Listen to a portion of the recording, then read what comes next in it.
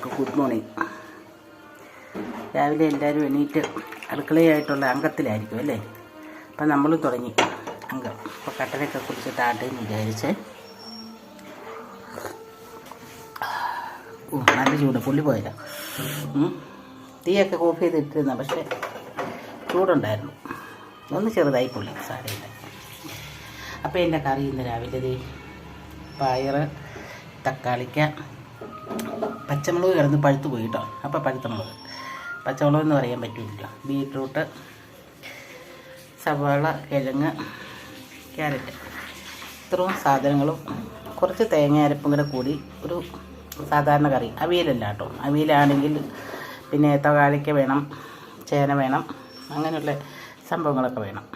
അപ്പോൾ അതൊന്നും ഇല്ലാതെ ഒരു ഉള്ളത് വെച്ച്, അതായത് കുറേ നാളായി മേടിച്ചുകൊണ്ടിട്ട വെജിറ്റബിളെല്ലാം കൂടെ ഉണങ്ങിപ്പോകാനും ചീഞ്ഞു പോകാനൊക്കെ തുടങ്ങി. അപ്പോൾ ഇങ്ങനെ എടുക്കുകയാണെങ്കിൽ എല്ലാം കൂടെ കൂടി ഒരു കറി വെക്കാമല്ലോ.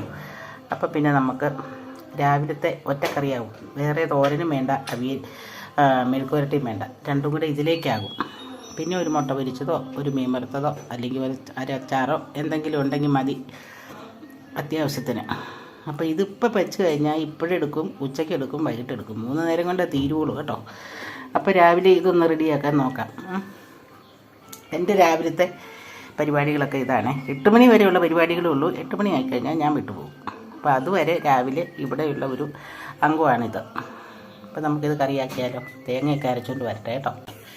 പച്ച വെളിച്ചെണ്ണ ഒഴിച്ച് എടുക്കുകയല്ലേ ഉള്ളൂ. അപ്പോൾ ഇത് അതിൽ നിന്നൊക്കെ ഒരു മാറ്റം വന്ന ഒരു കറിയാട്ടോ ഉണ്ടാക്കുന്നത്. ഇതിൻ്റെ കളറൊന്നും കാര്യമായിട്ട് ഇറങ്ങി അതിലേക്ക് ഒന്നിലേക്കും തിരിക്കില്ല. കാരണം ബീറ്റ്റൂട്ട് ആദ്യമേ ഇട്ട് നമ്മൾ വഴറ്റി. ഇനി നമുക്ക് പയറിട്ട് കൊടുക്കാം. ബീൻസും ഉണ്ട്, പയറും ഉണ്ട്, അതിനകത്ത് 2 കൂട്ടമുണ്ട്. ഇതും കൂടെ വഴറ്റി ഒരു 3/4 വേവായി കഴിയുമ്പോൾ നമുക്ക് വെട്ടി അരപ്പും ഈ തക്കാളിക്കയും കൂടെ ചേർത്ത് കൊടുക്കാം.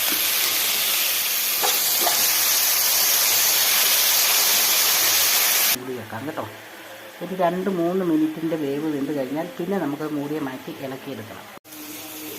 അപ്പോൾ ഇത് മൂടി വെച്ച് നന്നായിട്ട് വെന്ത് വന്നതാണ്. എങ്കിലും ഒന്നും കൂടെ നന്നായിട്ടൊന്ന് ഇളക്കിയിട്ട് വീണ്ടും തട്ടിപ്പൊത്തി വെച്ചു. ഇനി നമുക്ക് ഈ പാത്രം കൊണ്ട് മെഴുക്ക് പുരട്ടി, പയറാട്ടോ, പച്ചപ്പയർ മെഴുക്ക് പുരട്ടി വെക്കുന്നതാണ്. അപ്പോൾ നമ്മുടെ മെഴുക്ക് പുരട്ടി, മെഴുക്ക് പുരട്ടി കറി റെഡിയായി കേട്ടോ. അപ്പോൾ അത് ശരിയായി ഇട്ട് കൊടുക്കണം. ഇപ്പോൾ കരിയാപ്പിലയും കൂടി ഇട്ട് കൊടുക്കുമ്പോൾ ഈ കറി ഫിനിഷായി കേട്ടോ. അപ്പോൾ ഇന്നത്തെ ഒരു വീഡിയോ രാവിലെ ഇത്രയൊക്കെ ഉള്ളൂ. എൻ്റെ വിശേഷം എല്ലാവർക്കും ഒരിക്കൽ കൂടി ഗുഡ് മോർണിംഗ്. അപ്പം നമ്മുടെ ചാനലിലേക്ക് ഒന്ന് സബ്സ്ക്രൈബ് ചെയ്യണം, ലൈക്ക് ചെയ്യണം, ഷെയർ ചെയ്യണം, എല്ലാവിധ സപ്പോർട്ടും ചെയ്തു തരണം കേട്ടോ. അപ്പോൾ രാവിലെ വീട്ടിലെ അംഗമൊക്കെ കഴിഞ്ഞ് നമ്മൾ ഇറങ്ങിയേ.